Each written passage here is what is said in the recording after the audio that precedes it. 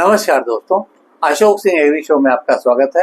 मैं हूं आपके साथ अशोक सिंह। बुआई से पहले भूमि की उचित तैयारी किसी भी फसल की सफलता की पहली और सबसे महत्वपूर्ण कड़ी है।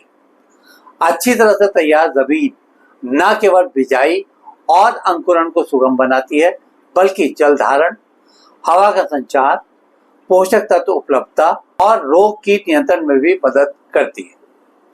आज के इस एपिसोड में भूमि की तैयारी करने की विभिन्न प्रक्रियाओं की चरणबद्ध जानकारी देने की कोशिश की गई है।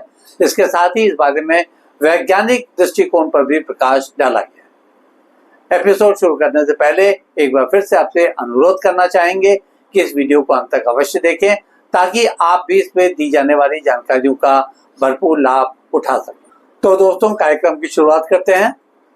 पहले तो यही समझना जरूरी है, फसल बुआई से पहले भूमि तैयारी का क्या महत्व है। अच्छी तरह से तैयार भूमि बीजों का बेहतर अंकुरण होता है। भुरभुरी भूमि बीजों को पर्याप्त नमी और तापमान देती है, जिससे अधिक संख्या में बीज अंकुरित होते हैं।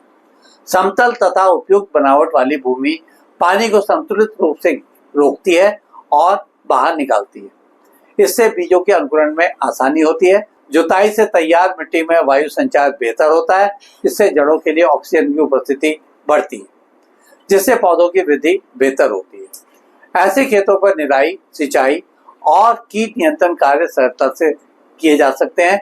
इतना ही नहीं, मिट्टी की जैविक गतिविधि में बढ़ोतरी होने और उपयुक्त तापमान से कुछ रोगों तथा कीटों का प्रभाव भी कम होता है। अब बात करते हैं कि भूमि तैयारी के विविध चरण कौन कौन से। सबसे पहला है क्षेत्र का आकलन करना।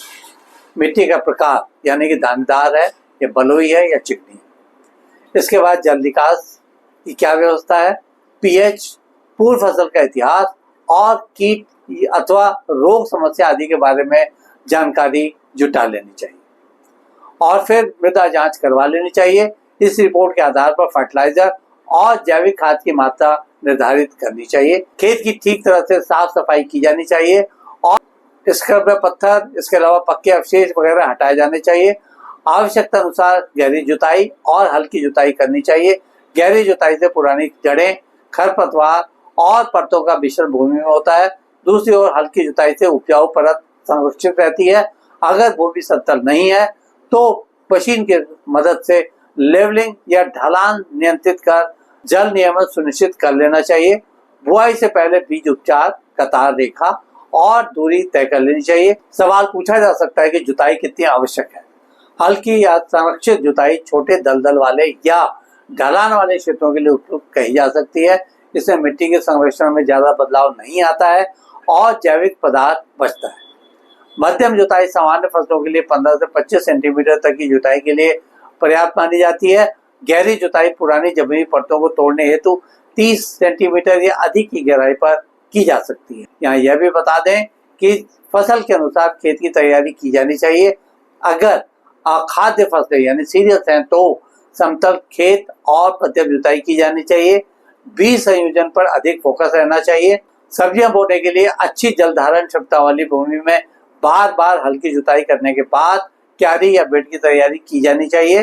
तिलहनी तथा गहरी जल वाली फसलों के लिए गहरी जुताई और पोषक तत्व प्रबंध किया जाना चाहिए। इस क्रम में सोलराइजेशन भी एक महत्वपूर्ण चरण है।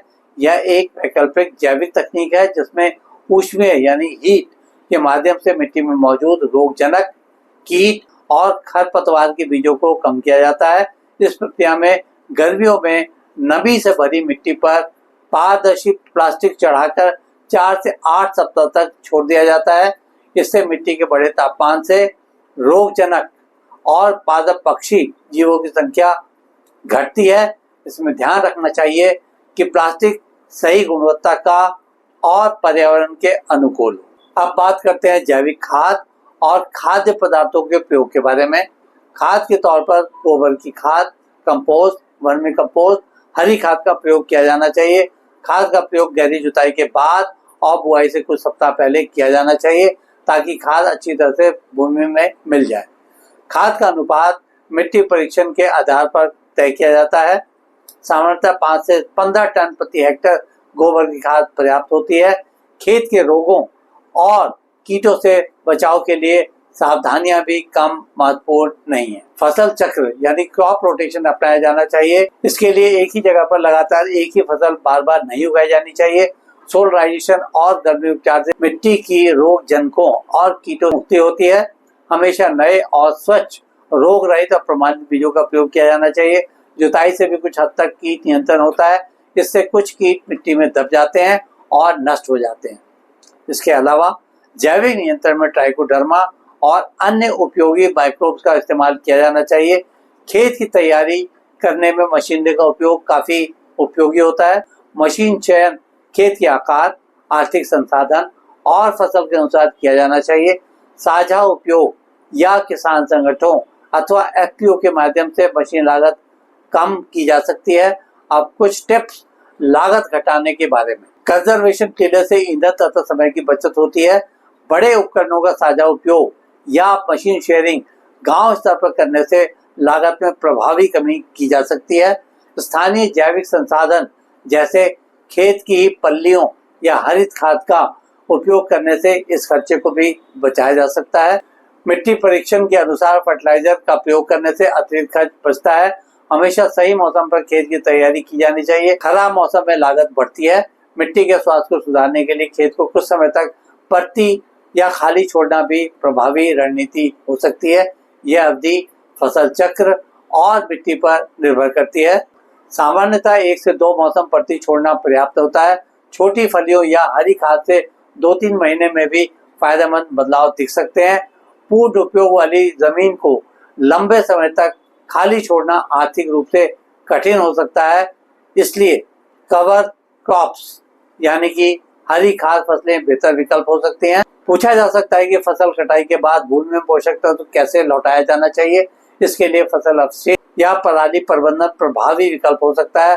फसल अवशेषों को काटकर खेत में डालकर या सीधे हल चलाकर मिट्टी में मिलाया जा सकता है। इसी तरह से हरी खाद यानी ग्रीन मैन्योरिंग के तौर पर सरसों, धान, मूंगफली आदि हरित फसलों को जड़ने से पहले जुताई कर देनी चाहिए। मिट्टी परीक्षण के अनुसार एनपीके तथा सूक्ष्म तत्व खेत में दिए जाने चाहिए। इसी तरह से प्रोबायोटिक मिट्टी उपचार जैसे ट्राइकोडर्मा से सूक्ष्म जीव संतुलन मिट्टी में बहाल होता है। आज के एपिसोड में बस इतना ही दोस्तों। कल एक नए विषय पर चर्चा करने के लिए दोबारा इसी समय पर हाजिर होंगे। दोस्तों अगर आपको ये वीडियो पसंद आया तो उसे लाइक करें, शेयर करें और हमारे चैनल को सब्सक्राइब करना ना भूलें। आपके पास कोई सवाल या सुझाव हो तो कृपया कमेंट बॉक्स में लिखें। हम आपके सवालों को जवाब देने के लिए हमेशा तैयार हैं। कल फिर एक नए विषय के साथ मुलाकात होती है। तब तक के लिए नमस्कार।